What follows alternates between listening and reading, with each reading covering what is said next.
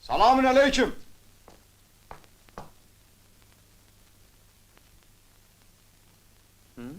Salam.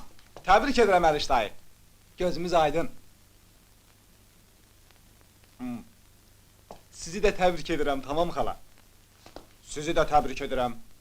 Sizi də təbrik edirəm. Axır ki, bizi də təbrik elədilər.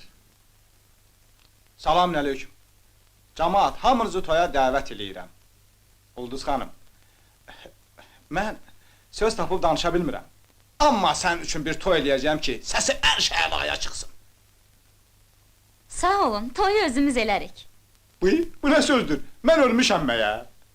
Sizi də Ulduzla mənim toyuma dəvət edirik. Ulduzla sənin?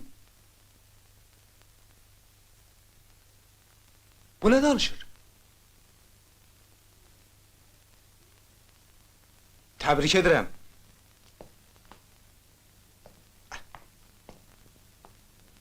Təbrik edirəm, Əliş.